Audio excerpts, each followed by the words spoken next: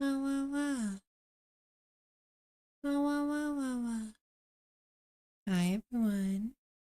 Hello. Welcome, welcome. Happy Tuesday. Happy Tuesday. I hope you all had a very wonderful day. We are just about ready to get started here. Yeah. Gonna be a very relaxing sort of day. At least I hope so.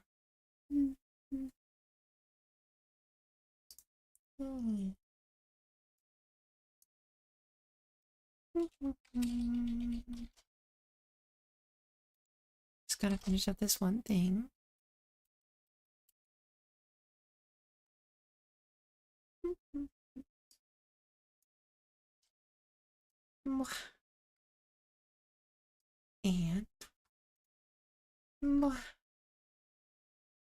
And last but not least,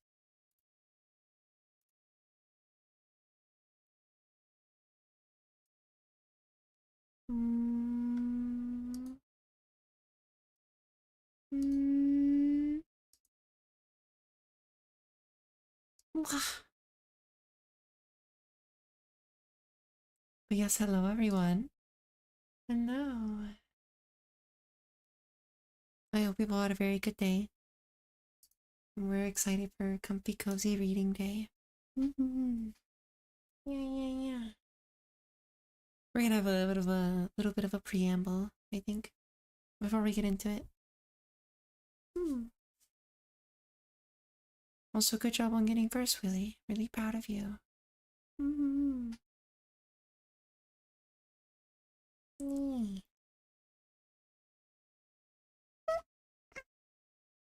I had a bit of a interesting day. Yeah. Just lots of running around and getting stuff done. So I'm sorry I started a little late. Muda, hi. Welcome. The fox girl, very close. I am a kitty. Little bit of a kitty. Yeah. But yes, welcome in. How are you? I hope you're doing amazing. I have some tea today. Hopefully it'll help with the reading. Yeah.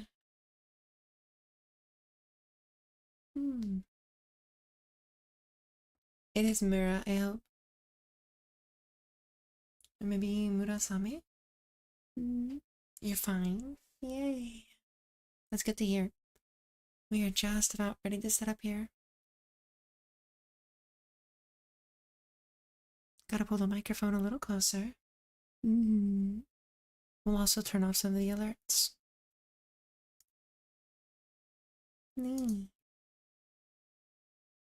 I will keep on the shush one, because that's funny. We'll turn off like sound alerts and, you know, the shout outs. We'll make those mute. You're a little bit tired? Well, this is a bit of an experiment stream. I'm going to be speaking very softly. We're going to be reading from a very comfy book.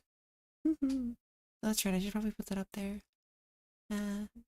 So yeah, sit back, relax, and I hope you enjoy the reading. If you choose to do so. I think I should set this to this one, yeah. I think I should set the stream to ASMR. Last time we did it just as a just chatting stream, but I feel like if I'm reading something, it should be in a certain different topic. Yeah. Hi, Stray. Hello.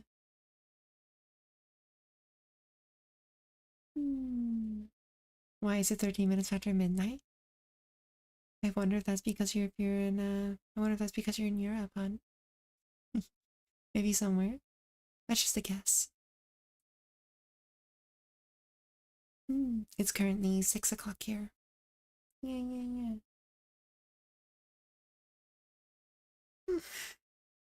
Oh goodness, okay. Let's go ahead and change over to ASMR. I think that's the right topic we should be streaming under. You don't want that? I'm sorry. Yeah, we'll be ASMR. What are we feeling today? Do we want blue or pink? Well,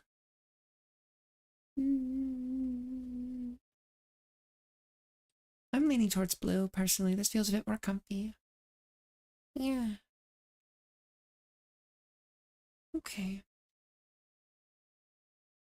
I got my gamer sets here. Oh wait, before ASMR, should I like open the Okay, here, let's try. Ready? Whoa, that was kind of loud. Other clothes I have are just these two for now. Mm-hmm.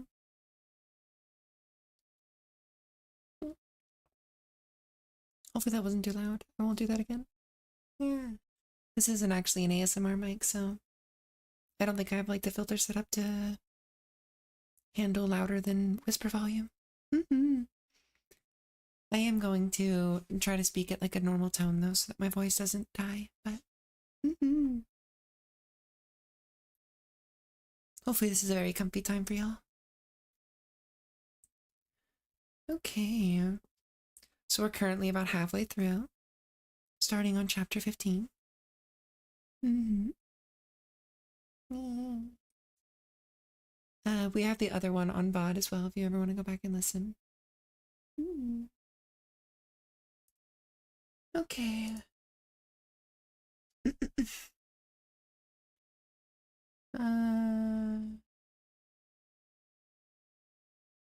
The year 1990 arrived, and already it was the middle of February.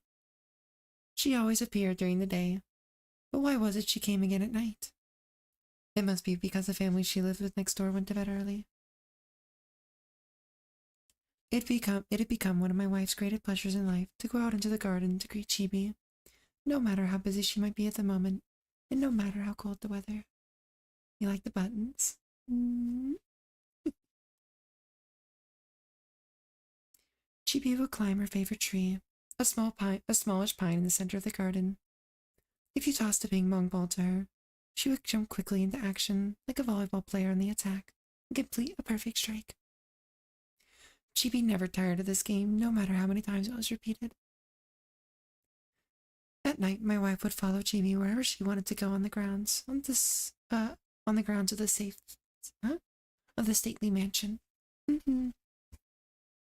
Sometimes they would end up mounting the stairs in the main house itself.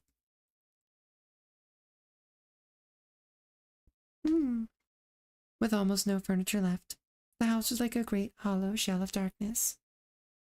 Yeah. It occurs to me I should probably also turn off the audio from some of the other stuff. Yeah. Just so in case someone like throws stuff at me, it won't be super loud.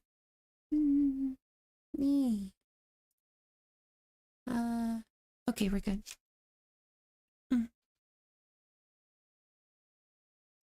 Next to the raised alcove in the parlor was a study in the grand old style. Moonlight passing through the paper screens bathed the room in a soft lunar glow. Thank you for the follow. You're adorable. With her back to the source of light, she tossed the ping pong ball to Chibi, who waited at her leisure on the built-in desk. Chibi batted it back, and the game continued for so long my wife lost track. Soon the shapes of things became more visible in the moonlight, bolstered by the light shining in the guest house, and the light in the entry of the main house, which was always left on to guard against burglars. In the twilight of the big house, the white ball reflecting the moonlight could be seen dancing in the air, and its sound hitting the soft, hard surface echoed throughout the halls. Nancy danced along with the small sphere Chibi was clothed in the moonlight. Or as she danced. Hopefully that made sense. I'm really not that good at reading. Still, we're gonna have a good time. Also, I love those emotes you're using, very cute. Welcome, welcome. Chibi now played all day in the garden, which showed the first stirrings of spring's energy and chaos. Rolling in the plum blossoms, getting the petals stuck in her fur, swatting flies, sniffing lizards. Suddenly climbing a tree, she would transform herself into lightning. Normally lightning travels down from the sky, but Chibi ran up. My wife wrote in her notebook of the electrifying speeds which Chibi climbed the persimmon tree, like the tip of a lightning bolt, and elsewhere, as if arousing the thunder. And indeed, that's exactly what it was like. She brought to mind a passage from the Nihon Shoki, the Chronicles of Japan. which described the god of hunting. The classical text reads, "Before the gate, at the foot of a tree that stands near the well, there is a rare guest. By his countenance, I think he is not common. If he is descended from heaven, he should have a heavenly face, and if he is of earth, his face should too be earthly. Truly this is a great beauty. Might he be a prince, an heir to the imperial throne?" Hi, Tika. Hi, Tika.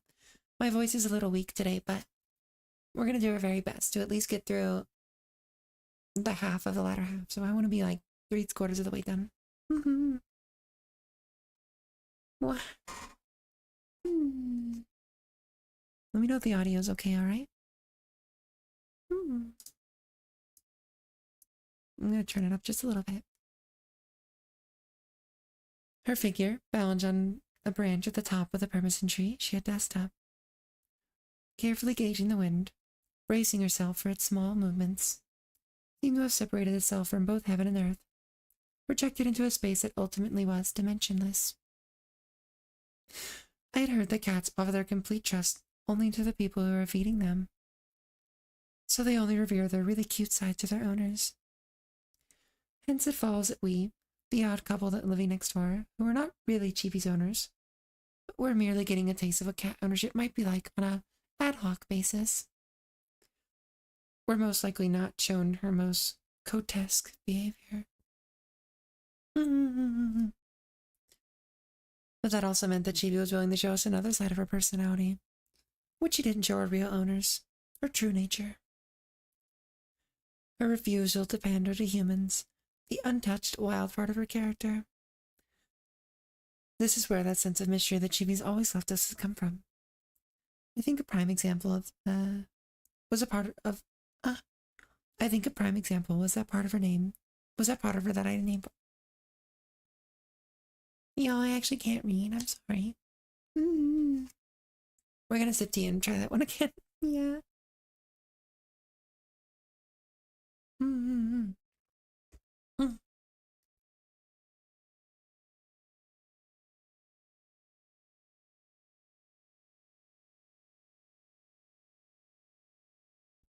Okay.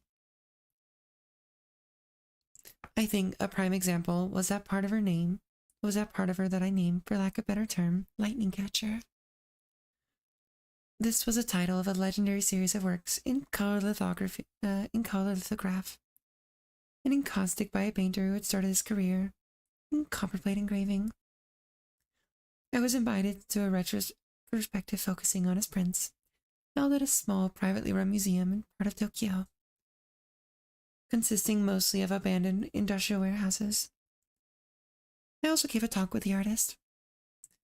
What did Lightning Catcher mean to the artist? The series of works arose out of many years of the artist's exploration of color. The idea that seemed to literally jump out at him from this classic splashing paintings of the Kanō school.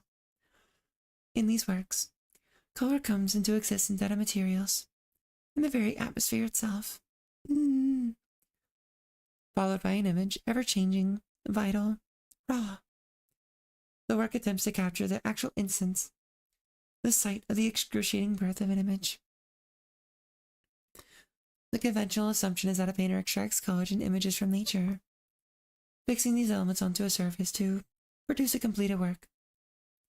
But in this case, the painter refuses to fix the images, these being no more than constant change and the movement of matter and air. In other words, the artist steps directly into nature and attempts to capture the actual flow of color and image. In a certain way, this makes him akin to Leonardo da Vinci. Towards the end of our talk, I mentioned the fact that the characters always making up the title of the series could be read in either two ways. A process of which captures lightning, or the capture of something quickly, with lightning speed. The artist simply laughed and would not specify which reading was the correct one. The third member of the discussion was an art critic, and our opinions differed on this subject. What I suggested was that, according to my sense of the language, the simplest and most literal interpretation is the first, while the second, less standard reading implies. the act of capturing something with movements like lightning.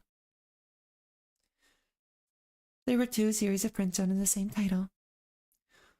One made use of encaustic, in which colored pigments are added to hot beeswax, and then applied to prepared wood rather than canvas.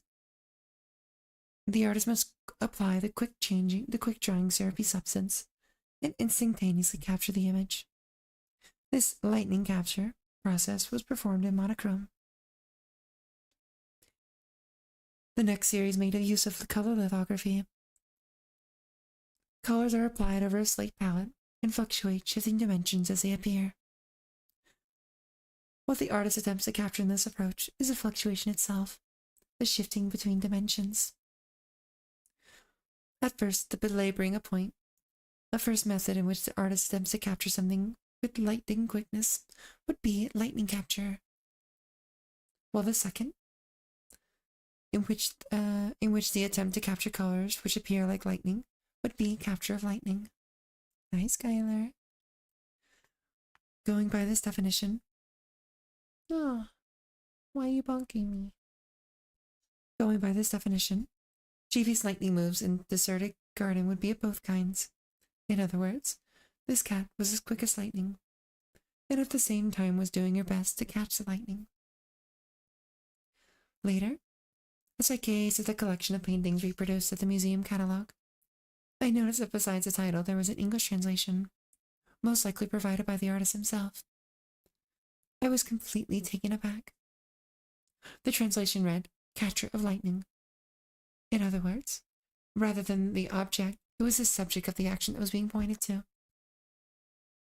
But, if this were the case, wouldn't the reading change yet again?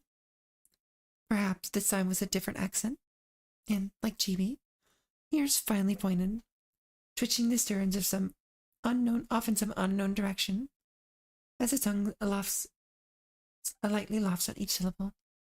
Or at least that's how I imagined it. Tea break.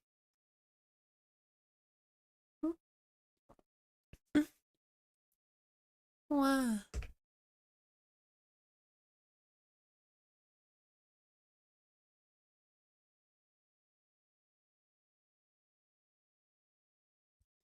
Hi, Gecko. Hello. The wooden storage shed, which stood on the southeastern edge of the garden, had a rough frame. Its primitive door made of wood and wire mesh. The old man, who had loved working in the garden, kept the tools here for gardening and woodworking, including a stepladder and a net for cleaning the pond. He had studied metallurgy at the old Imperial University before the war, and had left surveying equipment and drafting instruments used in mineral exploration and geological surveys tucked away in the nooks and crannies of an old desk, which had been demoted from the old house left in there. Ah, why is my voice going away? No. Hold on.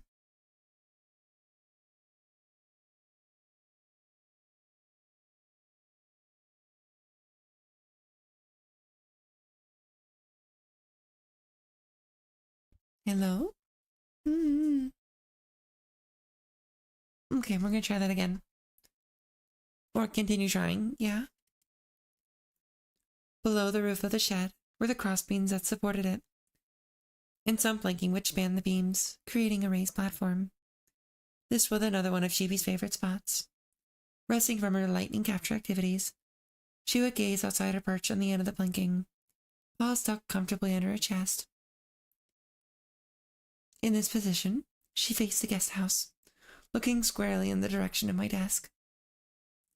One afternoon, as I worked at my desk facing the window, I heard my wife's voice coming from the garden. It was an almost mournful sound.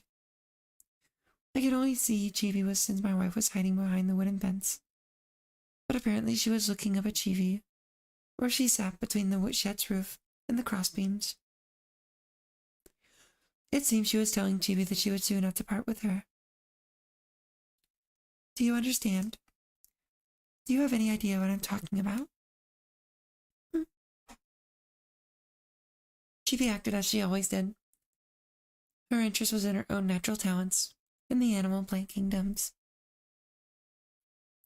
The human world was of no concern. Oh, hi.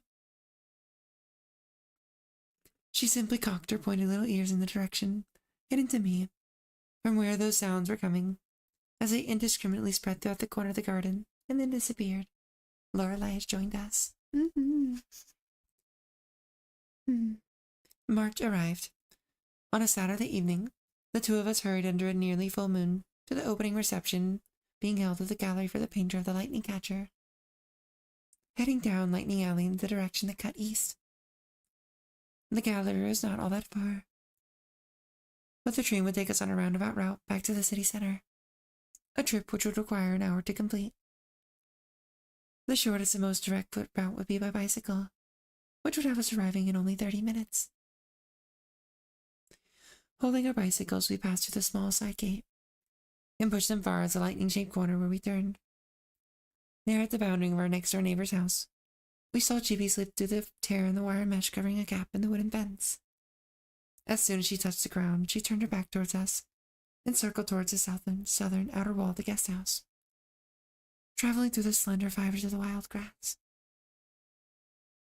From there, we imagined her alighting on the open veranda, then passing through her private entrance in the floor-level window, which only she could get through, and finally entering the room with the wooden floor. We had never seen her on her border crossing from that angle, and we had never heard her heading towards our house from behind. My wife and I looked at each other as to say, this is how she slips quietly out of her house and comes to give us a visit. The desire to go back home flitted across the back of my mind, but was crushed in the end by the need to go. At the gallery, an opening party was being held where one could meet and talk with the artist. Since I had written something for the catalog, I had been sent a small original print by the artist as a gift, but somehow I felt ill at ease. At the opening party, we had coffee with close friends, a book designer and an editor. I told them that our situation, how we would be forced to move, and told them about the cat who would visit us repeatedly. I guess I just let open the floodgates, even telling them about how my last ray of hope was that I might win the lottery so that we could buy the guest house. I explained that in reality, the land likely cost 3 times more than what we could ever afford, even on the off chance that the owners were willing to divide the property so that our little house would be left on its own. At 9:30, we left the coffee shop and again mounted our bikes, one following the other like a miniature caravan, and 30 minutes later arrived at Lightning Alley, entering the back way on the east side, and finally returned home. Evidence of Chibi's having come over while we were out was scant, but there were definitely traces. For instance, the cat food placed in the dish inside the cardboard box had decreased somewhat in volume. I didn't put any of those little fried mackerel this time, said my wife, as if in explanation for her having eaten so little, and began frying some up. But that night, Chibi didn't come for her usual midnight snack, nor did she come Saturday or Sunday. And she'll wear the little straw hat, you know, like the elementary school kids, because it's the weekend, right? On Monday, it rained heavily and a strong wind blew. Around noon, a patch of blue appeared briefly in the dark clouds, and then after a while the weather improved. The chattering of the Japanese bush warblers resounded throughout a broad patch of ground in the center of the garden. The sound of drum came from the neighbor's house. The sound was especially loud and intense, and lasted for quite some time. So it's not the whole family, that's the way I thought to myself. Chibi didn't come that day either. So Tinkerbell's not coming, eh? The words I've been trying to avoid slipped out of my wife's mouth, and gradually began to recur the more frequently. My wife, who had difficulty hearing Chibi's bell, asked me repeatedly if I detected any signs of its approach. Time passed, and the mackerel were thrown out. Then my wife prepared a new batch. Right at the point where it had become unbearable, a friend called up a bar in Shinjuku, one of the major entertainment districts in the city. Its narrow labyrinthine alleys lined with the numerous little drinking spots, and suggested I come to meet him and bring the wife along. The invitation came just at the right moment. We stayed out drinking until the early morning hours, It seemed the longer we stayed there, the better our chances were that she would appear. Meanwhile, we would escape the painful hours of waiting for her when she simply wouldn't come. But it seemed more if we were getting our insides all twisted up. Together, we pulled an all-nighter, arriving back at the home the next morning. There were no signs of her having visited, a fact which was ascertained when we were awoken only after 3 hours of sleep by a mailman carrying an express package. We could hear each other's breathing. By nightfall, the interior of the house felt like an invisible body of water, about to overflow its banks and inundate the surrounding area. So that my wife would not detect me, I went over the main house and allowed myself to use the ancient phone, the old analog kind with the dial which they had when I was a kid, for some reason always the color black and surprisingly heavy. I dialed the number of the neighbor's house, which I had just looked up. And the boy answered with his usual gusto, saying, "Nobody's home." "And the cat?" I managed to blurt out. "It died," he said with no change of tone. "When?" I asked. In the same energetic tone, he answered, "Sunday." When I pried for further an explanation as to why, he said he didn't know. Or perhaps he didn't understand because of his age. I don't know the meaning of death. Anyway, that's all I got out of him, all delivered in the same monotonely cheerful voice. One by one, I furiously closed the shutters of the main house, and putting the wooden clogs I had worn on the way over, noisily returned to the guest house over the hard-packed clay surface of the walk. In a voice that was partly a shout, partly a sob, I announced the horrible news to my wife. We have ads going right now. We'll go ahead and wait a second. Hi, Willie. We just got to the really sad part. Yeah.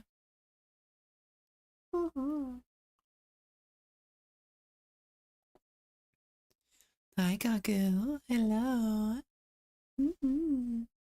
How are we? Are we doing good? Yeah.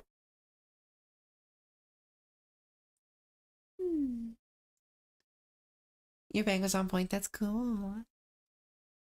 You just got back from shopping? Did you get anything fun?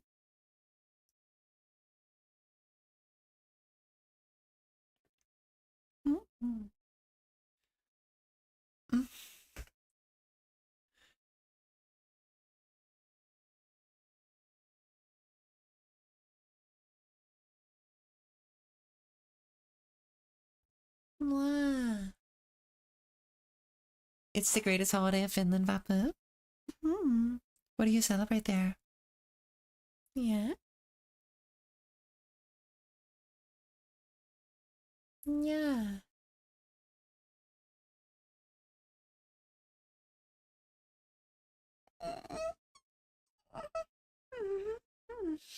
Okay.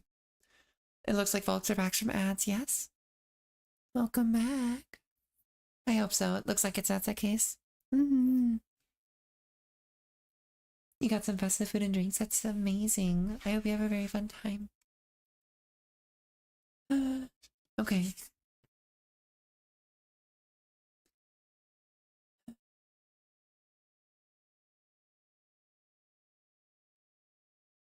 There were signs a lady of the house next door had returned from her shopping expedition.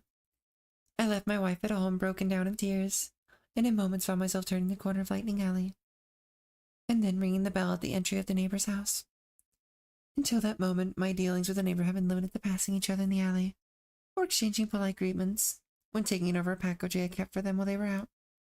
I had never made a real visit or actually had a conversation with them before.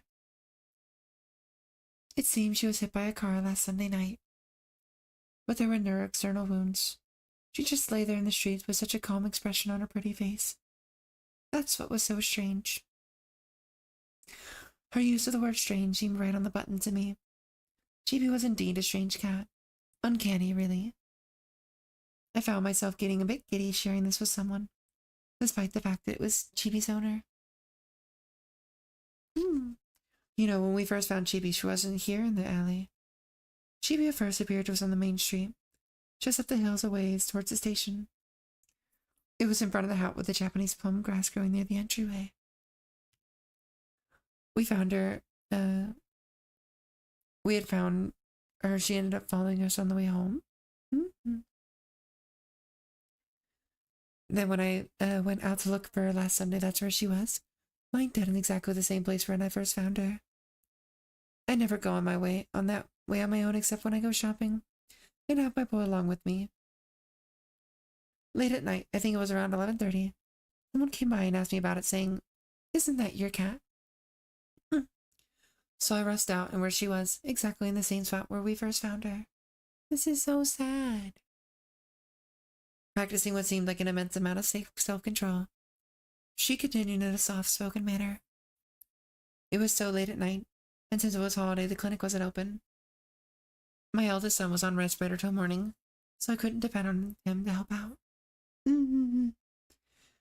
I was aware they had a middle school son also. He must have been the one who was playing drums the other day. I buried her at the foot of the pine tree in the garden. So they had a pine tree in their garden too, I thought to myself.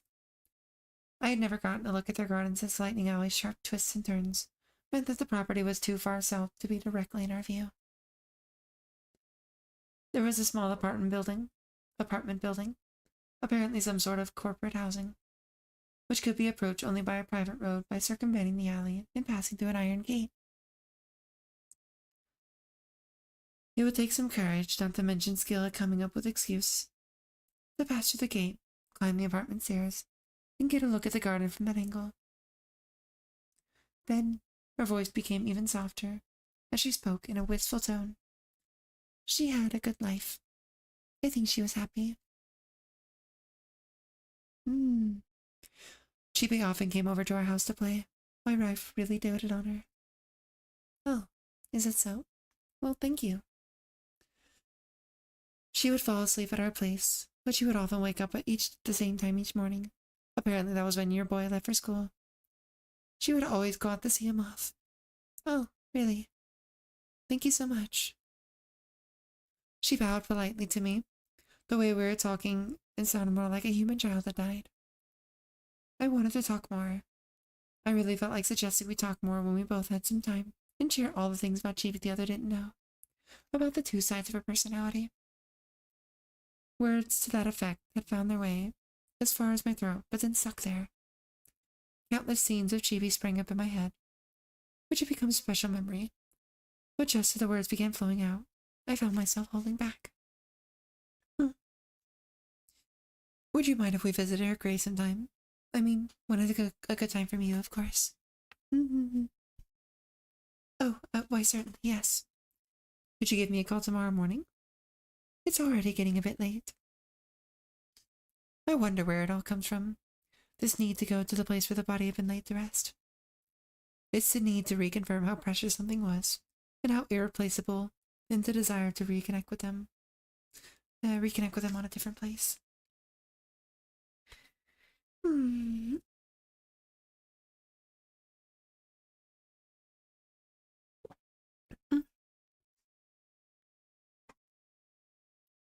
I hope we're all having a fun time. Yeah.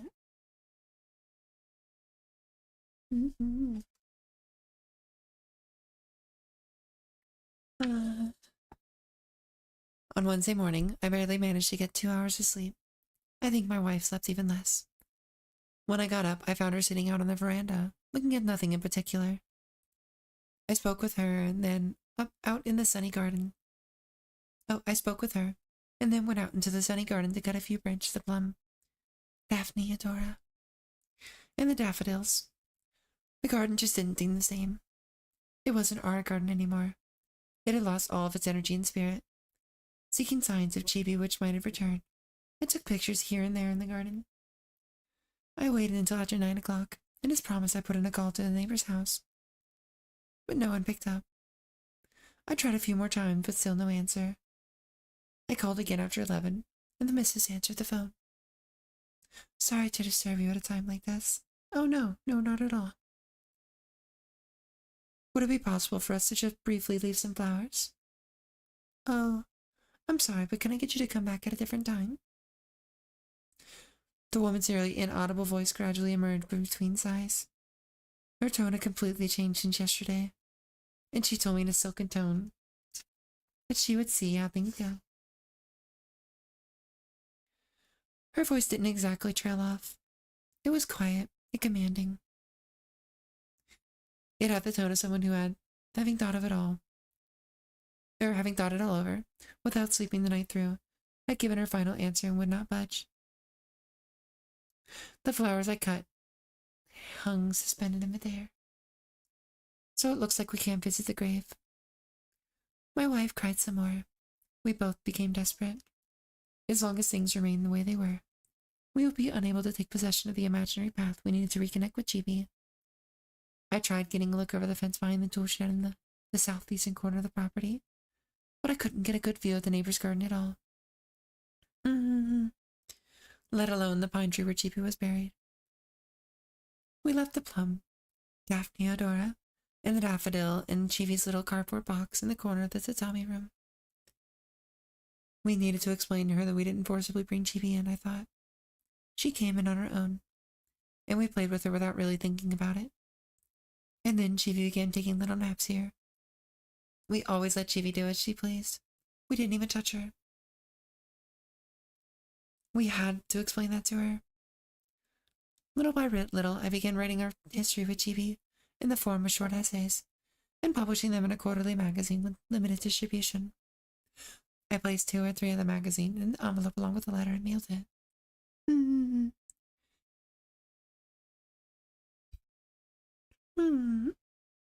My wife couldn't keep it down.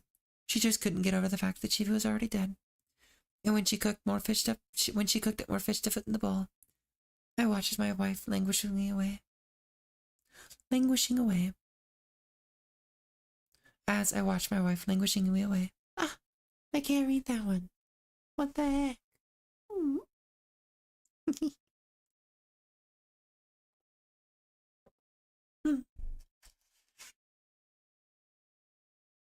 As I watched my wife languishing away, I began to feel it wouldn't be best not to move too far away. On the other hand, we were no longer to need a place close enough for the cat to come visit. If we could just find a place with a view of the Zokova tree. And since this was a neighborhood where high-rise buildings were not allowed. A tree of that size should be visible from quite a distance. I don't want to inch.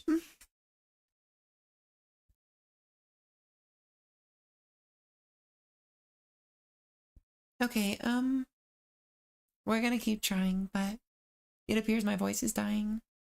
And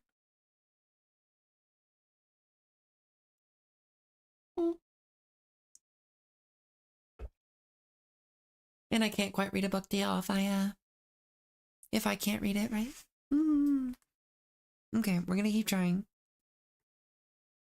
And since this was a neighborhood where high-rise buildings were not allowed, a tree of that size should be visible from quite a distance. Certainly from a second-story window, and definitely from anything higher than that. Below the Zokova tree, time had stopped. At the foot of a little pine tree in its shadow, the most important of the gems lay sleeping. Perhaps a window with a distant view of the place would allow us to yield to the natural process of forgetting. I went to the library and opened a book on geometry for the layman. I looked for the section on triangular surveying. There was a diagram providing a simple explanation of a method of surveying devised by people in ancient times. This was the simplest way possible to find an object's height. Measure its shadow at the very moment when the length of the surveyor's own shadow equals its actual height. According to another method, a stick is set upright near the object whose height is to be measured. Between the 2 objects are 2 imaginary triangles equal to each other. The ratio of the height of the object to be measured to the height of the stick is identical to the ratio between the lengths of the 2 shadows. From this, we can calculate the height of the object. Either of the 2 methods could be easily performed in the garden between the morning hours when the sun shone in from the east. These are thought to be the method used by the Thales of Miletus to measure the heights of pyramids.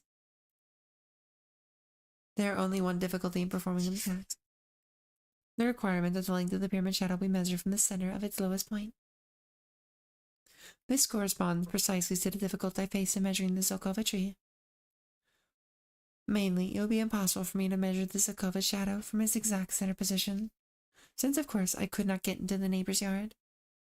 However, the problem could be solved by making use of a map drawn on the scale, produced with the use of high-precision surveying.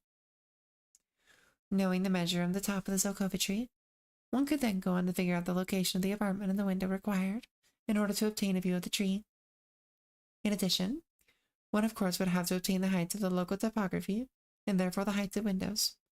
And then draw an imaginary triangle.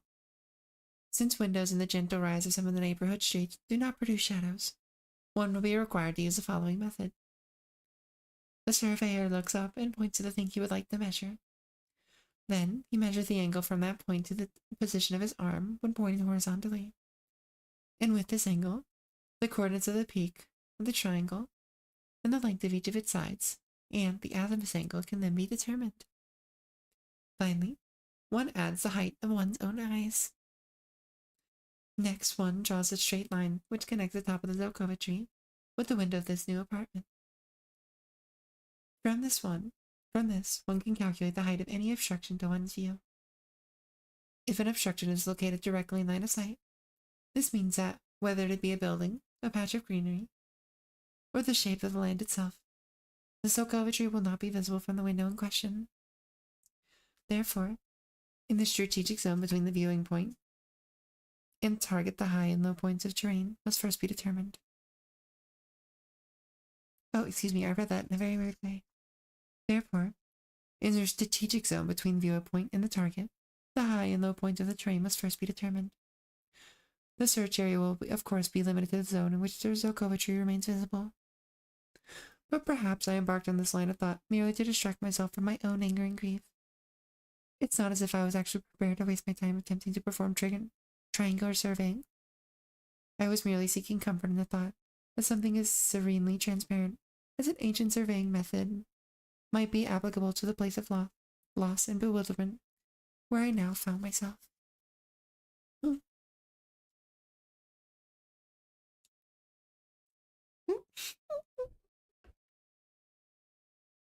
I'm gonna try not to laugh, but I just slurped my tea. How silly of me. Yeah. It was around this time that I began to realize how thoughtless I had been in sending over what I had written about GB. This series of essays, though shorter and in recognizably different style, were essentially a rough draft, which would later become the first part of this novel, the first 3 chapters in which the cat appears and begins to stay a while and play. I was beginning to get the feeling that having sent the neighbors those magazines, I had merely raised suspicions. But this isn't all that was thoughtless of me. From the viewpoint of the lady next door, it was as if we were suddenly being shown another part, a secret part of her own child's life, which she'd be unaware of until now, right when she was in the midst of sorrow and having lost this child. It would not be possible to go around the garden and see Chibi's mother crying. It just wasn't allowed. There was no way we could expect her to share her grief with us. I attempted to surmise what the neighbor lady's feelings might be in the situation, and I began to think that perhaps my thoughtlessness had been due to a lack of experience in this sort of thing, or maybe even sort of immaturity on my part. Several months later, I abruptly submitted an essay, which was to bring the series to close. I covered the events corresponding to the point in the novel where the cat had stopped coming over, and up to the discovery of her death. Though not well known, the small magazine was produced by a highly respectable publisher. It was sold in bookstores oriented towards serious literature. The reason this very proper lady did not get in touch with me again despite her promises to do so must have been because she was too stricken with anger and grief, and her resentment had obviously been directed towards me. So when my essays arrived on top of that, it must have made things all the more complicated. Perhaps the main reason for her anger was the fact that we had been affectionate with Chibi, and had become close to the cat without her knowledge and without her permission. But, on the other hand, would the mere fact of shared affection lead directly to resentment? If the issue involved permission, then would things have been different if permission had been given? After all, a cat left outside on its own will cross any border it wants. Or something about the fact of having it all put into print gave the neighbors an estranged or alienating feeling, as if the pet they had loved had been abducted by strangers. This must have been the root of a kind of secondary resentment. But a piece of writing, no matter how you interpret it, isn't the same thing as abduction. The act of writing also crosses borders indiscriminately. Wouldn't there be a way to cleanse the thing looming between the neighbor and myself? To purify the boundaries and all by performing an even closer examination of the issues through writing? We took a look at an apartment in a new high-rise building, located about half a mile to the south. But the windows didn't face in the right direction for a view of the Sokova. We just walked home shaking our heads. SMH. As my wife and I walked down Lightly Alley towards our small side gate, a man walked towards us, dressed in casual attire, his hands free of any signs of being on his way back from work, such as a briefcase. And from that moment he began approaching us from down the street. I noticed he had his head stiffly, looking straight forward.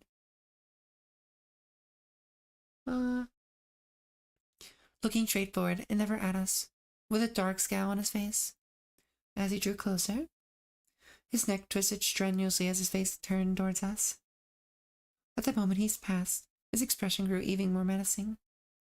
Once inside the house, my wife sighed with relief. I just don't understand. Why such intense hatred? She asked. And then she explained to me that it was the husband of the neighbor, and she said she'd never been glared like that by anyone in her whole life.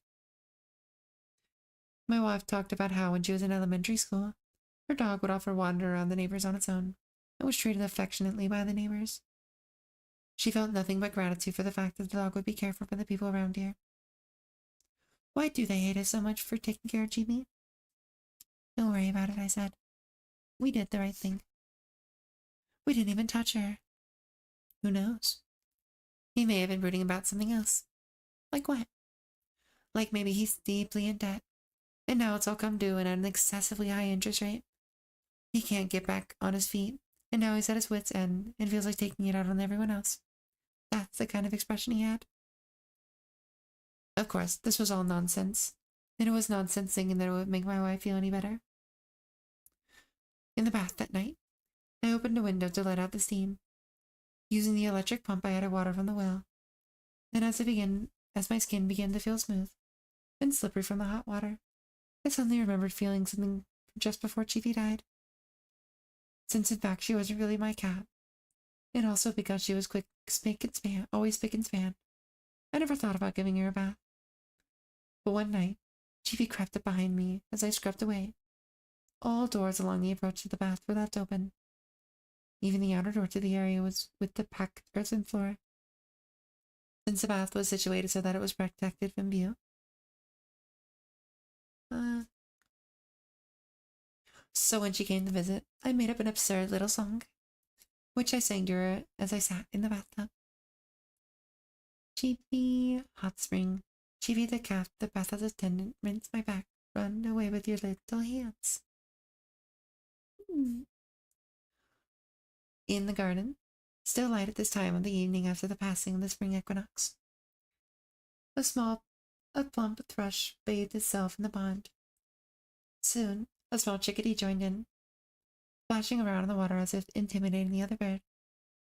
The two of them kept splashing around for some time, again and again, climbing up on the pond's edge, only to jump back in.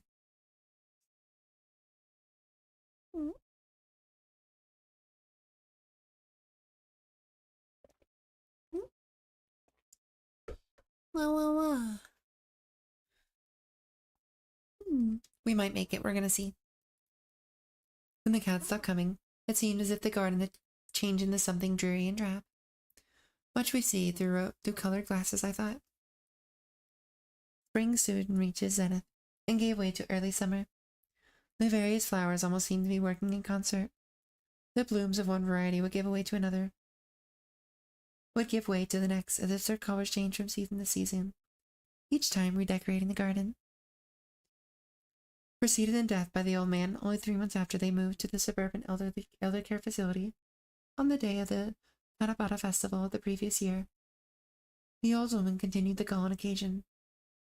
As usual, we were most often left with some kind of task, putting in a large order of kuzuko starch at the little cake shop in the old part of town she had always patronized, for example, or picking up some cold medicine at a regular clinic. Whenever she called, she would always remind us, "Go ahead and use the big house whenever you want," repeating it like a mantra at the end of each phone call.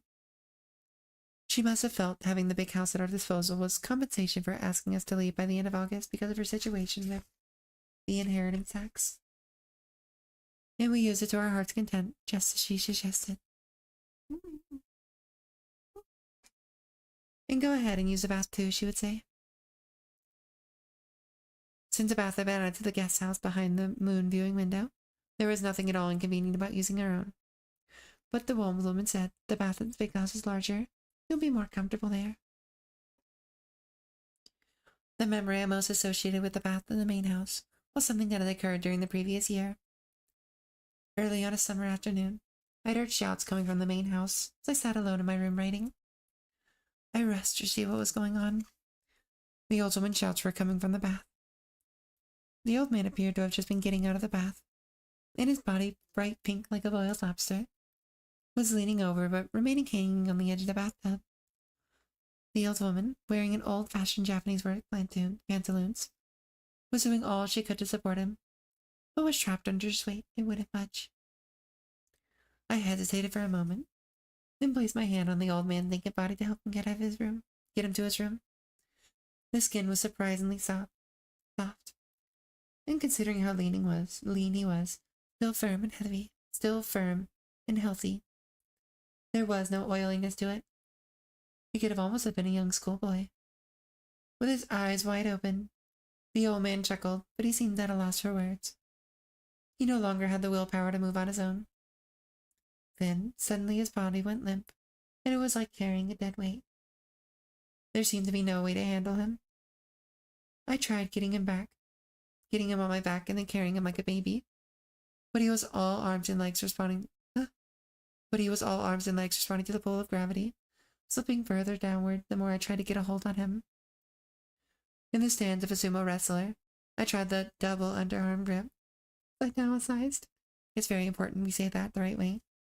The double underarm grip, and managed to get him upright, but I become helpless to do more. This is what they mean when they talk about being in between a rock and a hard place. There's no moving forward, and it's impossible to turn back. We can't stay like this forever, I thought. Then remembered the gardeners who had arrived that morning at a neighboring house down the road, a bit to the north of Lightning Alley. You could still hear the repetitive noise of the garden clippers. I balanced the old man on the edge of the tub in a seated position, and left the old woman to keep him propped up. Then, with beads of sweat still dripping down my forehead, I ran out to the side gate and into the alleyway. And from down the road I called out to the men on the street. 4 men in puffed-up workers' trousers and leggings slithered down the tree. Then, leaving their transistor radio behind with the music still blaring, one by one they stepped into the old couple's yard. As soon as they saw what was going on in the bath, they knew what they had to do. With few word exchange, they laid the old man down on his back. Then each one grabbed the limb, picked him up, and silently carried him out and by the veranda. They left him in the bedroom on the west side of the house. Then they returned down the hallway to the entrance, fixing their clothwork boots back on their feet. Left as quickly as they had come, stepping through the front gate in single file, and in a moment were back up the trees. And then the sound of garden clippers could be heard again, wafting across the treetops.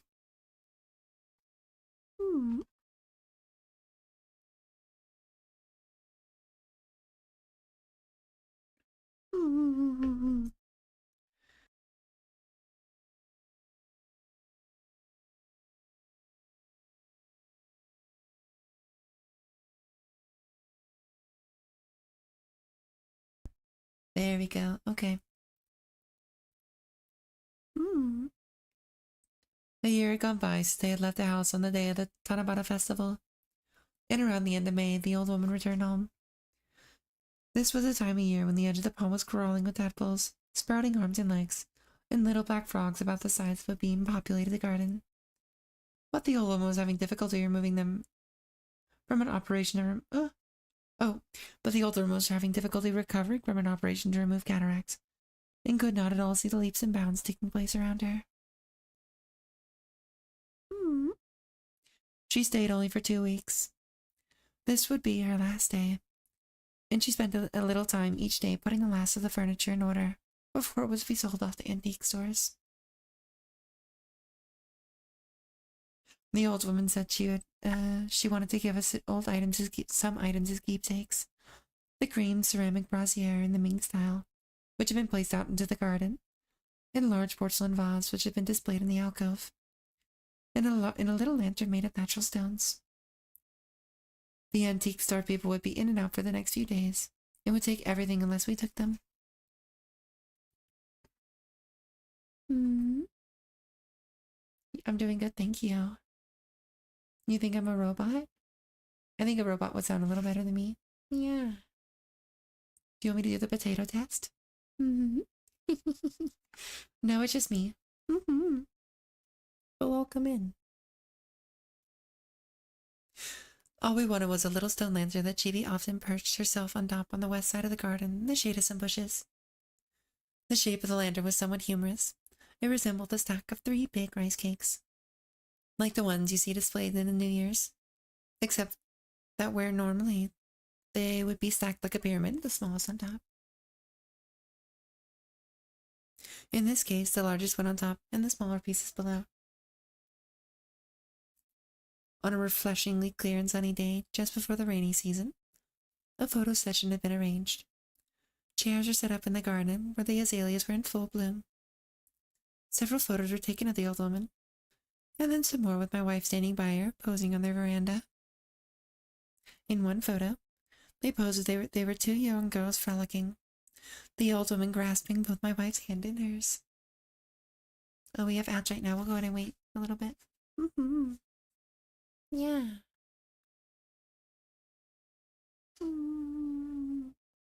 You know a robot? Are you a robot? Yeah. Wow. Very cool. I suppose I do. Yeah. You've been accused of sounding like a robot?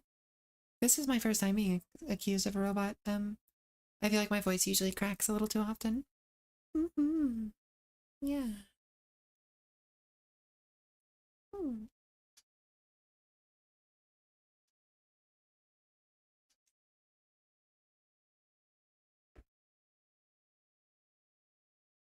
All right. Looks like we're all back, yeah? Then let's keep going. Shall we? Okay, where were we? All we wanted was a little stone lantern that Chibi often perched herself on top, on the west side of the garden in the shade of some bushes. The shape of the lantern was somewhat humorous. It resembled a stack of 3 big rice cakes, normally the ones you see displayed at New Year's, except that where normally they would be stacked in a pyramid, the smallest on top, and in this case, the largest one on top, with the smaller pieces below. On a refreshingly clear and sunny day just before the rainy season, a photo session had been arranged. Chairs were set up in the garden where the azaleas were in full bloom. Several photos were taken of the old woman, and then some more of my wife standing by her, posing on the veranda. In one photo, they posed as if they were young girls frolicking, the old woman grasping both of my wife's hands in hers. Then, on a morning in early June, the old woman returned to the apartment complex for the elderly, never again to set foot in the house. But her tenants were unable to see her off. As it turns out, On that same day, a ceremony was being held at an old temple in the suburbs north of Tokyo, commemorating the second anniversary of E's death. And a special section of seats were reserved for close friends and fellow poets. Meanwhile, news suddenly arrived only 2 days before this commemoration: the death of a highly respected older poet, whose funeral was now being held on the very same day. I felt torn. The word to grieve or lament in Japanese is actually made up of 2 different kanji characters: sadness and resentment. It seems that here the very 2 separate emotions get tangled up. Whether a large number of people gather, flustered and confused, around the occasion of death, a lot of quick decisions are made according to consensus, which is fundamentally suspect. Often within the limited time available, some decisions are made which one would never have dreamed of. In the case of E's death, this was more or less how things proceeded from the night on the wake onward. And now I found myself in the awkward position of having been chosen to officiate this particular ceremony. Or shall we say forced? As if it was one of those things one simply cannot refuse to do. Tasks were divided among friends and split between 2 services which were to take place. The plan was to first attend the older poet's funeral at the temple in the north end of the city, and then rush out to the suburbs on the other commemorative ceremony. But the schedule was so tight, I would have to leave the house before the old woman's planned departure. So we were seen off instead. The old woman, who'd never seen either of us in formal attire, was delighted to see my wife in mournful dress, and playfully grabbed onto her sleeve, saying repeatedly, "Oh, you look wonderful, dear, just divine." Then, almost breaking into a song, she insisted, "I don't really like being seen off anyway." Meanwhile, we just couldn't seem to find a new apartment. There was simply no comparison with what we had now. Everything we looked at was small, cramped, expensive, and drab. We came to realize just how much the housing market had changed in the last 3 or 4 years. On the assumption that land prices would only keep rising, people went on with their lives without ever questioning what was going on around them. And the practice of using real estate as collateral to take out a loan, and then to use the cash for speculative investments, was simply taken for granted. Both real estate values and stock prices continued to rise. The change was evident even in our sleepy little neighborhood. At the counter of the local sushi shop, one would often overhear young couples discussing plans to speculate in real estate. They would buy a piece of property and then sell for profit within the space of a few years. Flipping, they called it. You could change seats and sit in different parts of the restaurant, and yet find another pair talking about the same thing. That's what the times were like then. Our search for a new apartment gradually wandered further and farther from my original plan of looking for something in the vicinity of our old house, continuing on an outward spiral from the Zelkova tree.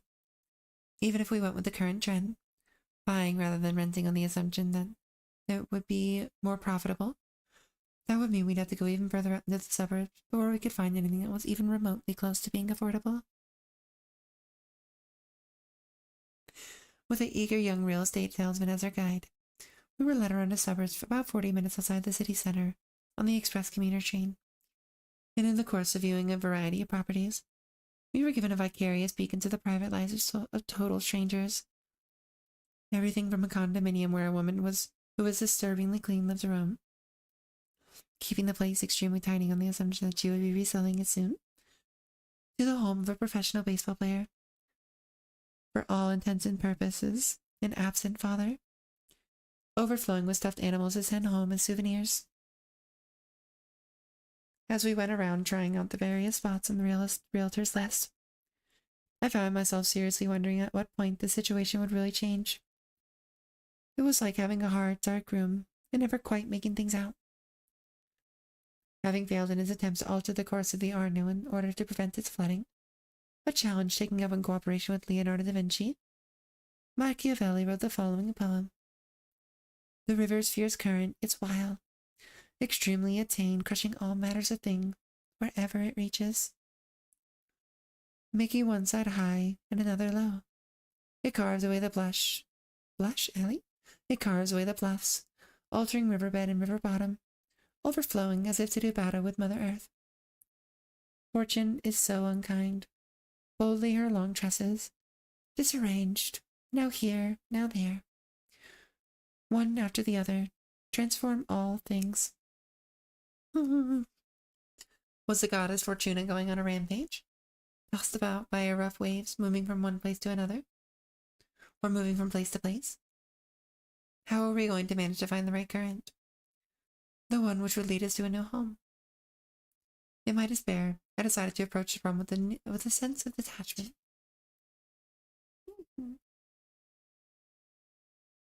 Oh. Hi, Crest. Hi, Bradley.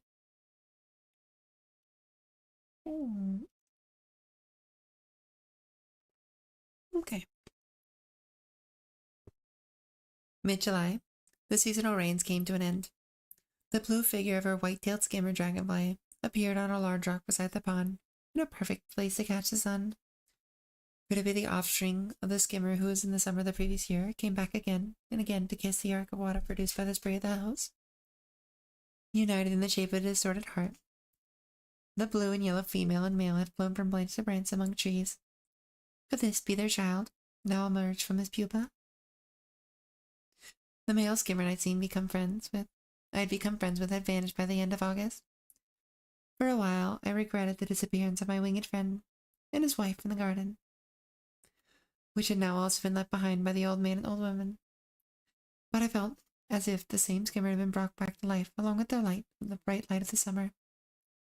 Then, between the effacement of death and this birth, that was his sense of kind of rebirth. I found vividly recalled to me those who had left and never returned. As July 2 approached its end, I found my eyes wandering towards the large rock extending over the pond each time I went into the garden under the intense afternoon sun. There were no signs of the white-tailed skimmer. Then I would clap my hands together lightly as I used to, and from out of nowhere a shadow would nonchalantly fly over this way, ever so slightly rippling in the air.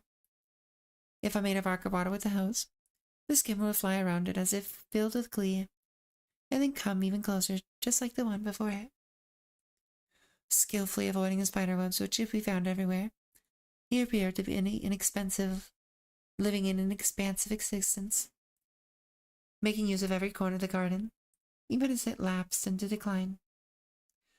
Suddenly I had a thought.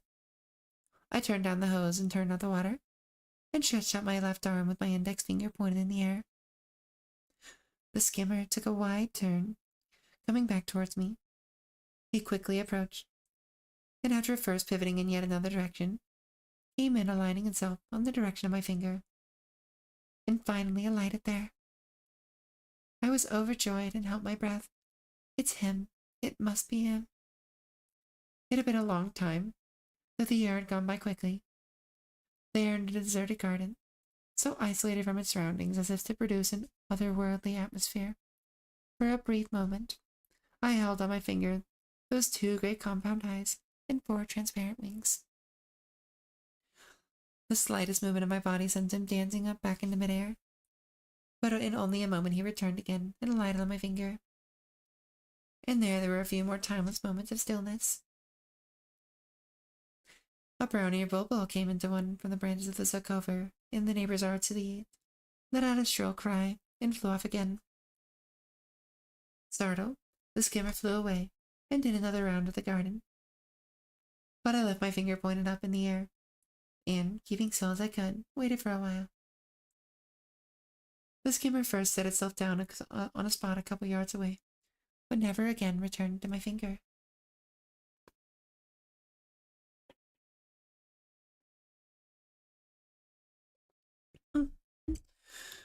One night, we slept over in the parlor of the big house. Early in the morning, I thought I heard someone out on the veranda sharpening a kitchen knife. The harsh rays of the late summer sun combed the thick foliage of the Silkova tree and poured into the garden. The sound sounded very close, yet when I looked outside, no one was there. I slipped into a pair of wooden clogs and walked in the direction of the sound. It seemed to be coming from the grass growing around the roots of the plum tree near the house. I stared hard to make out what lay between the blade of grass, and a giant praying mantis turned towards me. A cicada with its wings unfurled held firmly between its front legs. I have to say the praying mantis is by far my least favorite of all creatures. The sound I had heard like a whetstone scraping against a knife was the sound of the wings of the dying cicada. Or it could have been the menacing sound of the praying mantis's wings, as it carried out its assault on its prey. With the image of this grisly event seared into my brain, I went back to bed. But even as I regained my breath, I could still hear the sound. Then my wife, who was by now also awake, asked me what was going on. When I told her what I had just witnessed, she ran up and jumped out onto the veranda, grabbing the bamboo futon beater which had been left there. She then descended onto the stepping stones in the garden with her bare feet in pajamas. I followed her into the garden, and by the time I had caught up with her, she had tossed the praying mantis, separated from its prey, into the azaleas. Then she rested the limp cicada on the palm of her hand. It looked for a moment as if he was finished, but then the cicada began making a sound with its green speckled wings, and, at first faltering somewhat, took flight, almost hitting the ground at one point, but then recovering, and wings beating rapidly, flew high up over the fence on the west side of the garden. I suppose the second human to have come along this morning must have been the god of the cicada. The first one was an idiot. Then she got a surprised look on her face, and seemed to be running some thought around on the side of her brain. Cosmic Cora, thank you for the follow. Welcome, welcome. My wife was very close to animals, but there was some kind of animal she viscerally disliked. Ducks. Perhaps if a cicada were being attacked by a duck, the idiot in me would have become God and save it. But if the duck were attacking a praying mantis, or if in the unlikely event a praying mantis was throttling a duck, I suppose the two of us would stay in bed shaking until the whole thing was over. Funny, these aversions we have for certain things. It does make you wonder a bit whether there was some type of karmic connection with a past life experience, even if that's just a little too weird. In any case, let us simply assume that we have gotten, let us assume that having gotten through this crisis, the cicada was able to live out the rest of its short life in the fullest. And as for the praying mantis, well, I don't want to think about the mantis.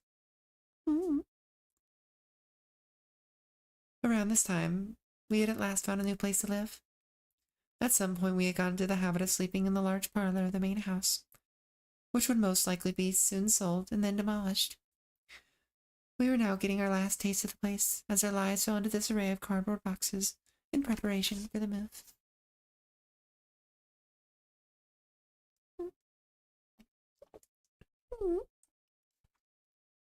It was the last Saturday of August, and the night before our scheduled move. At some point, without our having noticed, the gap lip opened at the foot of the wooden fence which formed the border between our house and neighbors to the east, and which in the past had only been partially covered in wire mesh, was completely repaired. A new sheet of wire mesh now covered the entire opening. Meanwhile, it seemed as though some creature had wandered out of the house next door in the area between it and the wire mesh. It seemed like it was a kitten. For the first time in quite a while I heard the neighbor woman's voice, I took a rest from packing and trained my ears to listen. Looks like they're they're like jewels. Uh-huh. The cat was apparently below the eaves close to the house in the backyard, which was also near the little passageway through the border. But there was nothing to worry about. The cat would not go next door. This was more or less the gist of the conversation between the mother and child. The cat's eyes must have been glowing in the growing darkness. She has such pretty eyes, don't you think?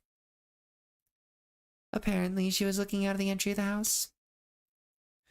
I could hear the voice of the little boy next to her. From the window of the south side of the house, I could see the light from a flashlight move this and that way. There was really nothing to be bitter about, but it did make me think of Cheapy. So they got a new cat. My wife often also noticed and seemed a bit uneasy. The room had reached the pinnacle of chaos. We had finished packing that night, but no matter how much we worked at it, we seemingly out of nowhere, objects continued to appear. We had called the movers more than once as work had progressed during the day in order to move boxes. In the end, we needed over 100. Most of it was books we just couldn't part with, and bric-a-brac collected over the years. The endless jobs of packing so exhausted me that I almost burst into something between a scream and an insane laughter. But then something began to push me in the opposite direction. For my wife, mainly it was sad that a certain someone once cared for by her family would now be forgotten at the foot of the little pine tree. Mm-mm.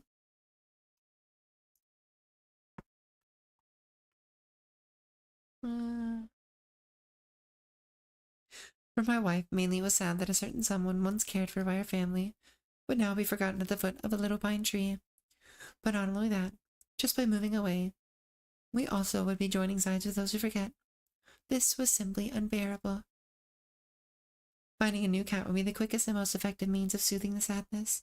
This was the accepted wisdom, and it appeared that the neighbors had resorted to that approach.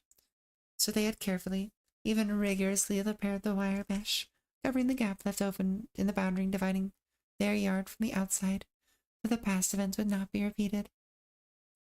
We also began to drop by the local pet shops in passing, to take a little peek through the shop windows. But each time we did, my wife just shook her head. No matter how cute and lovable the cats might be, it just wasn't the same. There was an inclination of that essential something which was connected to her like she'd be like an invisible thread.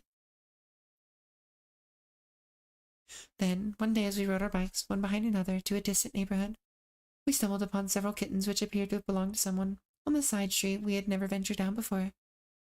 My wife had stopped in her tracks and got off her bike to have a closer look at the little fuzzy creatures.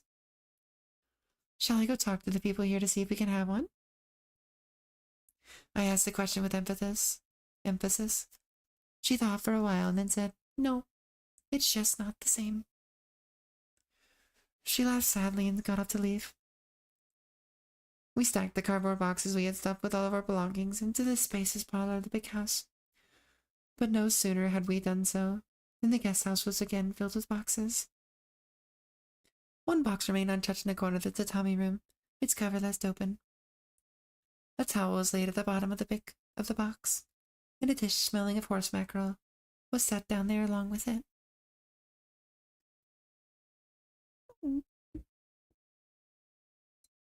I dare say we might make it.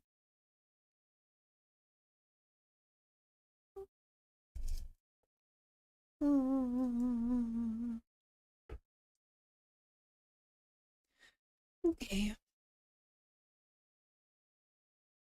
What we finally found was a low-rise condominium set in a grove of Zokova trees. We had searched far and wide, even going out to the farthest western reach of the city. Then, empty-handed, we found ourselves starting all over again near our own neighborhood. It was the middle of July, and our deadline was the end of August. So we mounted our bicycles and went around to every realtor we could find in the area. Then suddenly I was reminding of how we found the old woman's guest house 4 years ago. So we again dropped in at the realtor's just outside the local train station, and my wife immediately lays eyes on a property whose information had only recently been pasted up on the bulletin board. We asked about it, and we were told it was on the 3rd floor of a rental condominium, in a setting that was like being out in the woods. We pedaled out right away to see it on our bicycles. It was an apartment building with 3 floors containing 40 units. Next to it was an open space planted with trees which were preserved by the local district government.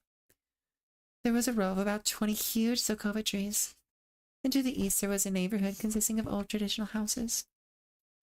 It was midway between the 2 local stations and near a railroad crossing, probably the reason the natural wooded area had been preserved. We were told that there had been a golf driving range there up until a few years previous to our discovering it. The rent was double we had been paying in our old place, and we would require a guarantor who could vouch for our income, and of course, no pets allowed. We had searched for a way to buy the place, but each time got ourselves lamenting our financial situation, which had almost got us there, but not quite. And to top it off, it seems we were always shown places that were considerably run down. But soon we were realizing this had become the norm. I recall that the last time we looked for a new apartment, as well as the time before that, things just hadn't been like this in the city. Even in our neighborhood, we had started to notice a growing number of older houses being ready for demolition so that shiny new condominiums could be built in their place.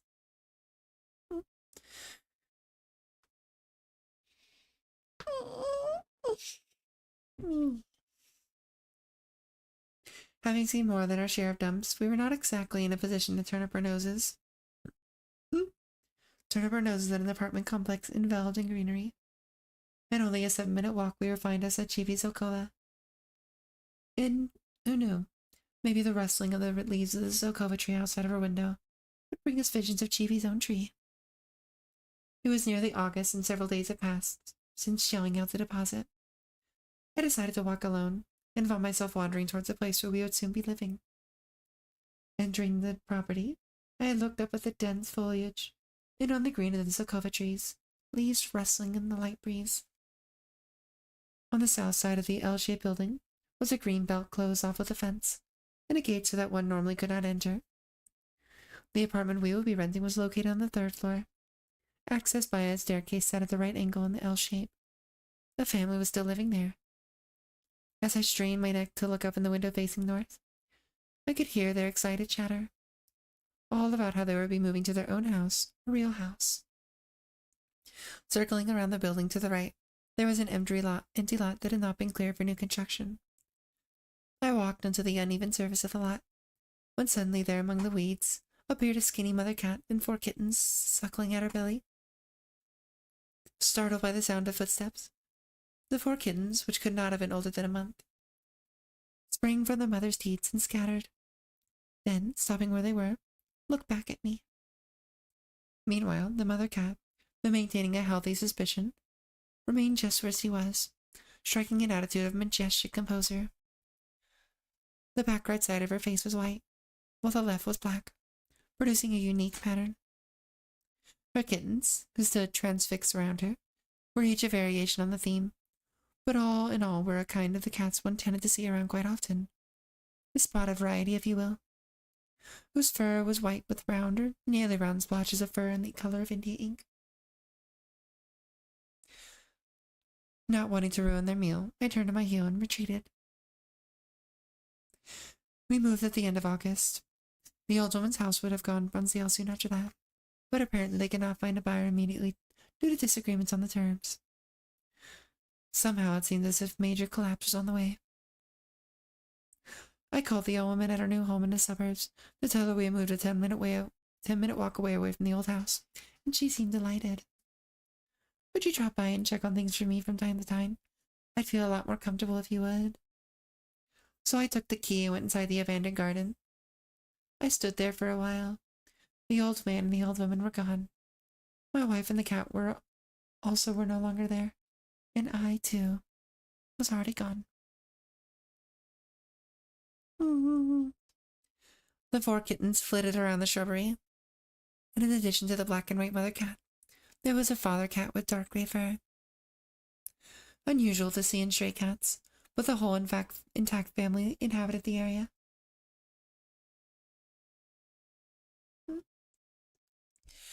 When autumn came and the mother cat could no longer be found, and the shadows of leaps and bounds seemed to also have declined in the bushes from the 4 original to only 3 kittens.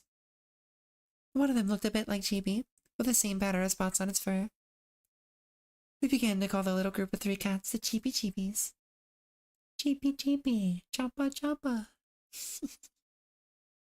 The 3 kittens and their father were always loitering around the entrance of the building.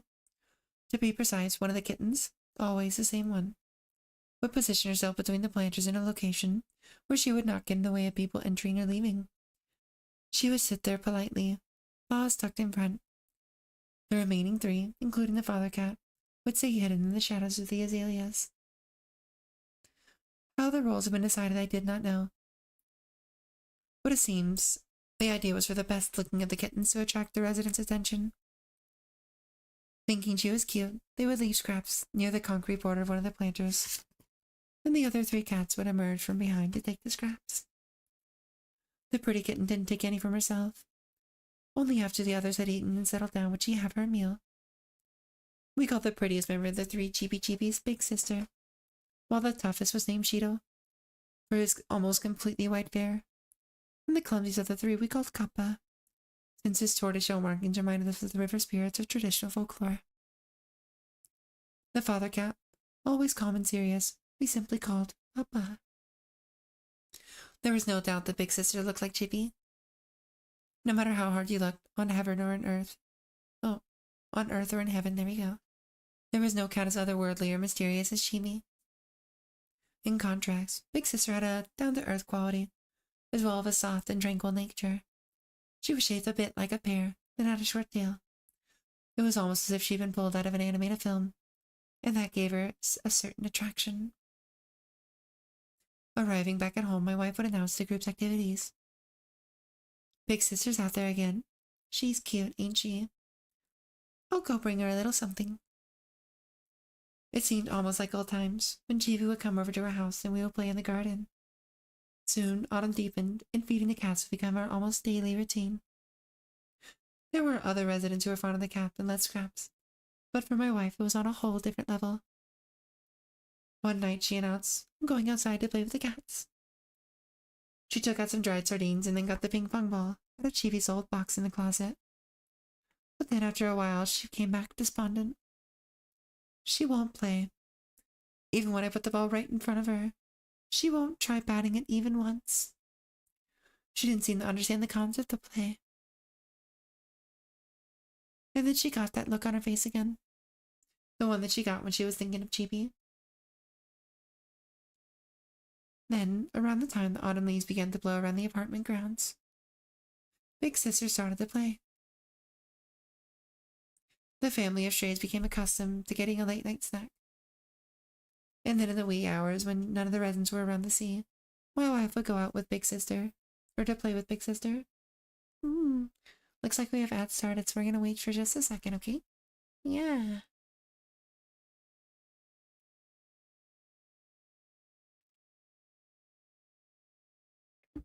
Ooh.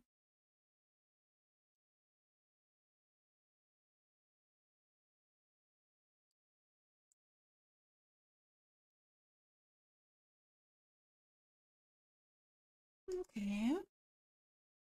We gotta turn off my tea warmer. Wow, wow, wow, wow. I hope y'all are having an amazing time. Yeah.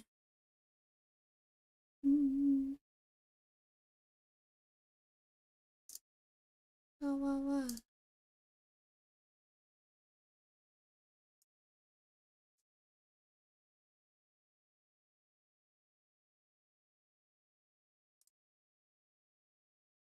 Let's get some stretchies in, yeah? Me.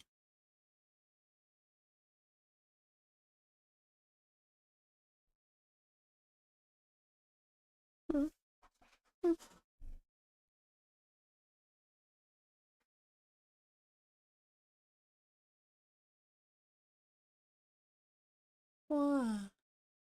Okay, looks like the ads are done. Welcome back, everyone. Okay.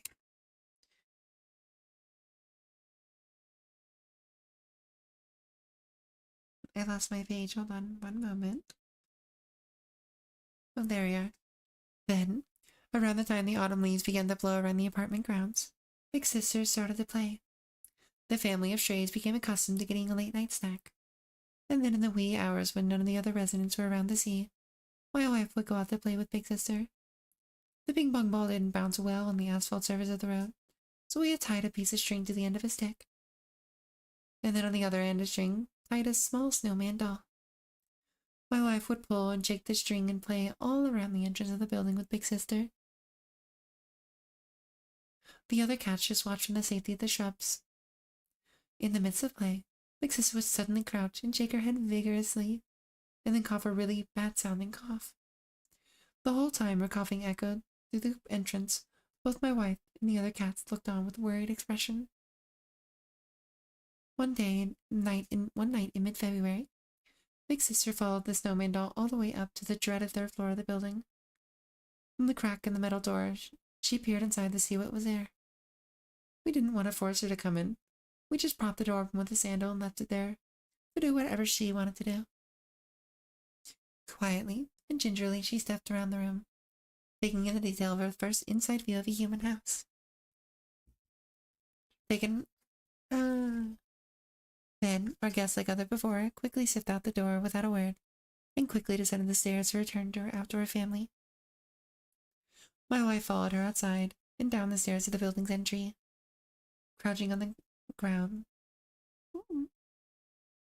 Crouching low on the ground, the grandfather cat was waiting for her.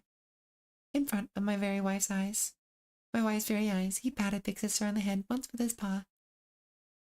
Big Sister shut her eyes and let out a small cry. The next day we went on a trip, leaving the apartment empty for a week. It was to attend a relative's wedding in Kyushu, where we both grew up. So we decided to make it a homecoming visit and take time to see both of our families. My wife's hometown was in the same province as mine, and on the way back she stopped to visit her folks, and I took the night dream home by myself.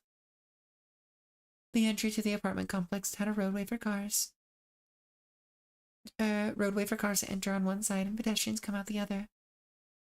The cat family tended to stay within earshot of the entryway and the shrubs on the side of the road, but would never venture inside the brightly lit hall where the mailboxes were located. As I turned the corner where the landlord lived and approached the building, I wondered where the cats had managed to get and eat while we were gone. Or I wondered if they had managed to get enough to eat. The night's darkness increased as I walked beneath the thick foliage of the Zelkova tree. But then I saw a bright light of the entryway float up before me. It was the only well-lit spot on the grounds of the building. As I walked up to the door, a small white form bounded out of the darkness and into the fluorescent light, running toward me and meowing all the way. Big Sister began coming upstairs to the third floor all on her own, whenever she wanted to. Every once in a while, she would shake her head back and forth like a papier-mâché doll, and let a series of bad-sounding coughs. We worried about how she would always get in the cold weather in this shape. Or we were worried how she would get through the cold weather in this shape. We always propped open the door with a sandal so she could leave whenever she wanted. But a couple days in the New Year's holiday, we began closing it. We bought a plastic box and filled it with cat litter. It was our first official expedition for New Year's. Then, my wife suggested, why don't we bring Kappa up too? He'd always lagged behind the other members of his family, and was timid and unsteady on his feet. Kappa seemed the least capable of surviving outdoors. My wife appeared to be moving in the direction of adopting the whole family. But keeping even one for the night, constant meowing, because she wasn't used to staying inside with the humans, was already causing enough of a problem. And since pets were not allowed inside the building, that also meant we would have to be prepared for the possibility of being kicked out. Yeah. And on top of that, Papa did not look like he was anywhere near prepared to climb the stairs to the third floor on his own. He didn't even show any signs of responding to the snowman doll when it dangled before him in the bushes. Bringing him upstairs would necessitate devising a clever new strategy. We had never kept a skylark for any other bird for a pet, but for whatever reason, we owned a bird cage specifically made for a skylark. It was an old piece of bamboo workmanship shaped something like an elongated cylinder, so that it sometimes stood quite tall when placed vertically, as originally designed.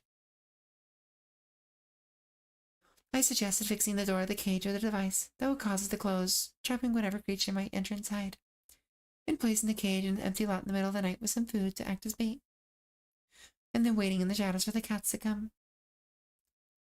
As it turns out, the person who proposed this strategy, yours truly, ended up being the one to carry it out. On a cold night during the first week of New Year, Kappa approached the birdcage. He circled the cage a few times, examining it, before quietly stepping through the open door. But then something unexpectedly happened in the mind of the would-be captor. Somehow, I couldn't bring myself to pull the string. If I were to close the door cage now,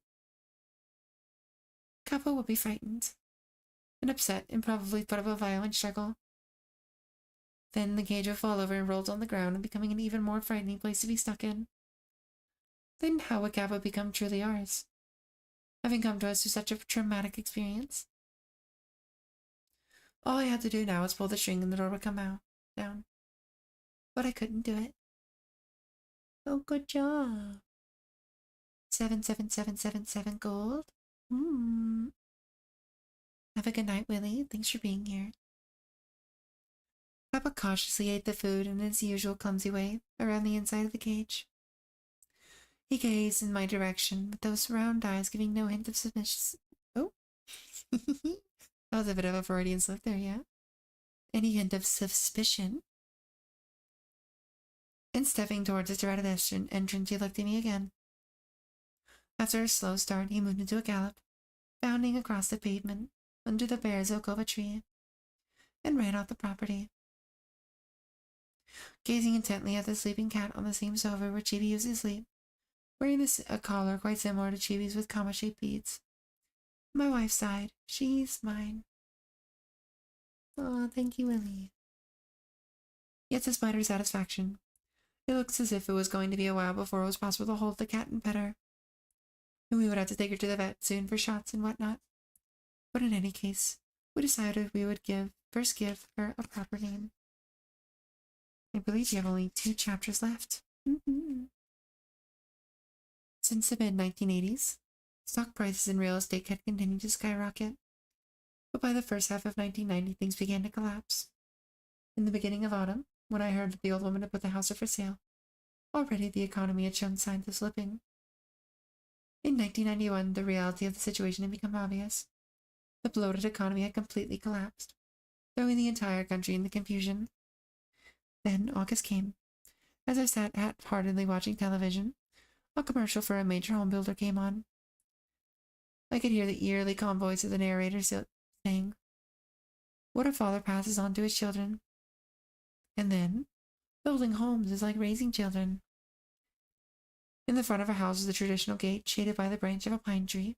A father placed his hand on the head of a very young boy. The two bowed politely to passersby and exchanged greetings with a smile. The scene was shown in black and white. Somehow the wooden fence, which could be seen behind them, looked familiar to me. I took a walk to double-check. Then I could tell that the commercial definitely featured the house where we once lived, by the patterns of stain in the mud wall and the way the bamboo slats were laid.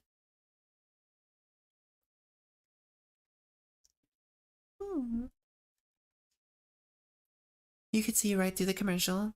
Obviously, the housing industry were trying to make a sudden change, direction in the recent tendency of encouraging people to sell older houses like this one and build new houses so they would take advantage of the skyrocketing real estate prices.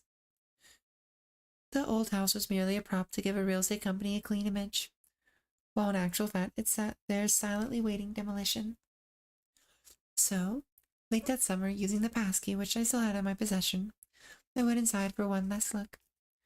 The garden was smothered in tall weeds, and the pond was all dried up. There was no sign of its former charm, and all the animal life which had used to fill it. What happened to the dragonflies? And the praying mantis? Now overgrown, the Japanese holly and azaleas had lost their perfectly pruned round shape, and were deflated into oddly distorted hemispheres. Only the rose of Sharon winding its way up the wall of the tool shed was in bloom, swaying in the soft light in summer's end. In December of 1991, we visited the old woman in her condominium in the suburbs to the west of the city. During 3 hours of pleasant chat, the subject of real estate was barely touched upon. As it turns out, she had been forced to sell the house at a price much lower than she had originally hoped. Finally, it had been split into 3 parcels and sold. Demolition was set to begin in the middle of January in the coming year. A few days later, she asked us to go check on how things were going at the house. A section of the fence line in the alleyway had collapsed. It was leaning over in the garden. I had just propped it back up as a stopgap measure. Nothing you could really call a repair. 3 days into the new year, and the last few odds and ends of the old house were beginning to be cleaned up. So we decided to drop by once more and transplant a pot of some of the Reeves Speyeria that they had let us plant in the garden, and drank it home with us. When we had arrived, we discovered the keyhole had been plugged, and there was no way for us to open the front gate. So my wife slipped through a little space left open in the fence when I had propped it up, and let me in through the gate. The boundless growth of wild grass which covered his garden in summer had dried up, and now was in every sense abandoned. Metal markers that had looked like spikes had been driven into the ground midway across the garden. You could tell how they were dividing up the land from these markers. The trees were all drastically cut back, and my eyes were pierced by the plum branches, the only ones sprouting buds. Looking into the clear blue wintry sky, you could see the bare branches of the Silkova tree swaying in the breeze, its bark sparkling like oxidized metal. While my wife dug out Ree's speria, I rolled up the rattan mat we had left in the middle of the hardwood floor of the guest house and tied a string around it. I remember vividly the daily arrival of our guests through the floor-level window, so much that I could even point out exactly where she had first set foot. On the 16th of January, I went back again. Scaffolding had been set up around the house, and orange tarp had been hung all around the fence, covering the entire property.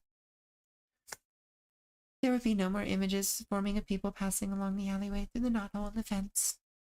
The demolition was to be carried out over the next 5 days. On the last day of January, it rained all afternoon and evening, and by evening it had turned to snow. The snow fell quietly and steadily. I had shut myself away all day working, so for a change of pace, I went out with my wife into the white night, and onto the local shopping district. After a bite to eat, we found ourselves walking in the direction of the old house. The snow was falling thick now, and our feet made a crunching sound as we trudged along through the cold night air. We passed wordlessly by the house with the Japanese plume grass, and then descended the slope until there on the left, where the old mansion used to be, was a huge vacant lot. The neighbor's house and Lightning Alley were now completely exposed to view from the main thoroughfare. The snow continued to fall. There it lay in darkness, a raw, open space, covered by a sleet of pure white.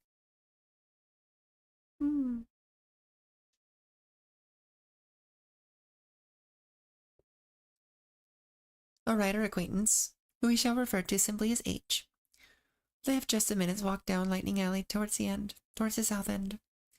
I had never had the occasion to visit before, but we had begun a collaboration, and now we would often take the same train home. H had moved to the area with his family in 1950, when he was only 5 years old, and he could remember the time when there were still farms in the area. A creek used to cut across the fields just before the slope, and we would flood whenever it rained heavily. When I asked him about the alleyway, he let out a chuckle and said, "It's kind of a strange place, isn't it? For years and years there was always such an interesting collection of people living there, right on that one little street. A sculptor and a printmaker, a zoologist, a geologist, a musician, and a photographer of the Buddhist statuary." And then H told me something quite unexpected. Apparently the family who had been Chiefy's owners had moved to the suburbs, to a magnificent house sitting on the shade of a huge silkova tree. I had thought they would always remain there, but apparently they had their reasons. The children's schoolings or something like that. But in my case, it seems as if Chibi had been left all alone. I remember it was the night of the full moon, on the 11th of March when Chibi died.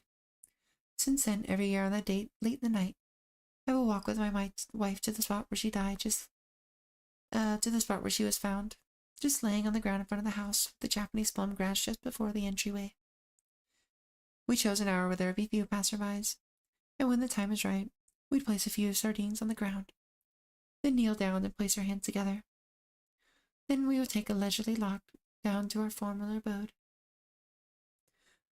I have come to realize that during this entire 10 years, each time I had joined my hands together, I had never been able to believe once that she was hit by a car. I haven't spoken to my wife about this. It was a quiet street, whether we were talking about a car which had just crossed the street, where most of the traffic is, and turned onto the road heading downhill, or one is heading up from the hill and had reached this intersection. This is right at the point where the drivers are forced to slow down.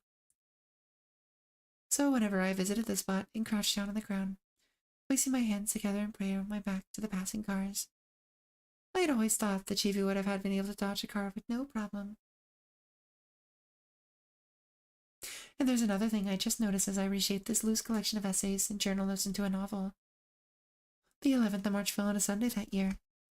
It had been the evening of Saturday, the 10th, when we had gone to the lightning capture exhibit. We had returned home a little after 10 that night and found that the cat food in the dish placed in the box in the corner of the Japanese tatami room had decreased somewhat. On this Saturday, the 11th, there were no signs that Chibi had touched those horse mackerel, or had disturbed the cotton cloth covering the floor-level window through which she would enter the house. According to the notes I took down in my pocket memo book, it was about 11:30 on the night of the 11th that the woman found her laying on the ground, not the 10th. According to her story, just shortly before then, around 11, Chibi had apparently been asleep with her family. This also according to the neighbor's explanation. How events unfolded depends on an infinite number of mundane factors that are interconnected by virtue of their order of occurrence. But without which said event could have occurred. But memory is less precise. Just before leaving the exhibit, I saw Chibi, her back turned towards me. It was the last time I would see her. And because of this, I'd always mistakenly assumed that it was 11:30 on the 10th that she was found lying in the street. And then, based on that, I went on to make another mistaken assumption, that the reason we set out on the anniversary of the death of March 11th was because by that morning she would have been unmistakably dead, cold and stiff. I suppose I was so disturbed by the reality of death, I was somehow not able to see the essentials. As I approached the final phase of this book, I found myself going back over the events as they unfolded, and finally become aware at this point. What this means is that between the hours of 10 p.m. on March 10th and 11 p.m. on March 11th, Chibi was safe, and yet she did not come see us. She used to come over frequently. She came every day, even if she was hurt. She would come over to show us where she was hurt. And yet, even though she was safe, on that one day alone, she did not come. How could that be? And yet, that is indeed the truth. So, in other words, Chibi spent the last day of her life. Chibi spent the last day of her life in a wholly different way than she had before. All I want is to know what happened. I want to somehow grasp every detail of the day that happened. That one day like a tiny dewdrop. But now it's engulfed in the profound darkness of time. I never go that way on my own. The words of the neighbor woman speaking of the house with the Japanese plum glass now stick in my mind, and I have them written down here in my book.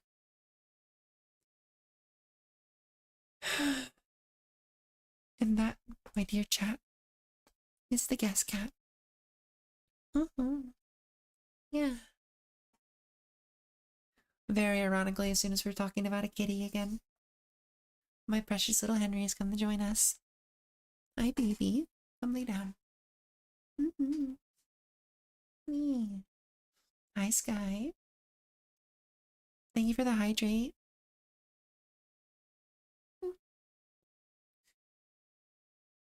I'm gonna do a stretch.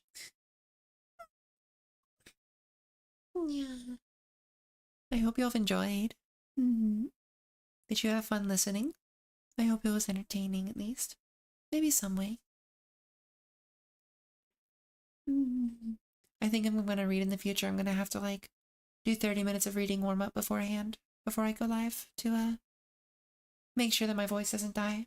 But I think that is totally worth it if that's something that you'll enjoy. You're listening along, you're sweet. We're just about to probably wrap up here. Yeah. Bit of a shorter stream today, I know, but I'm gonna give my voice a good chance to rest. Because I've been speaking a lot. Although, I may have an idea of something I would want to do with readings in the future. Yeah. I might do more reading streams, honestly. Teacup gave me a very excellent idea. In addition, I have some ideas of my own, so with that, I think we're gonna go see if anybody is live doing ASMR, shall we? Let's see, Cactus is drawing. That might be reasonable. Yeah, she's very quiet, so it's not gonna be too much of a difference. Oh, wait. Oh, she's reading in the maple. Oh, fun. Okay, we won't go there. Because she's actually just left. Okay. So close. We almost were able to ride in the cactus. Hmm. Let's see. Who is doing stuff? Hmm.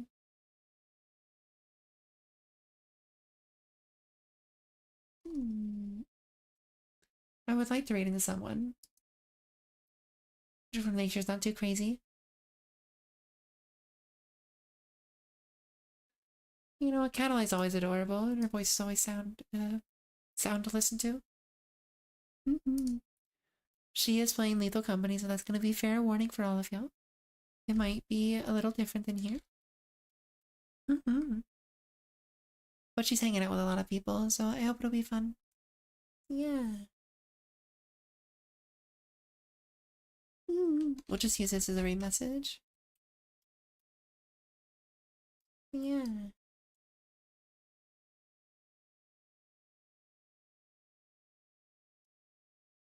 Hmm.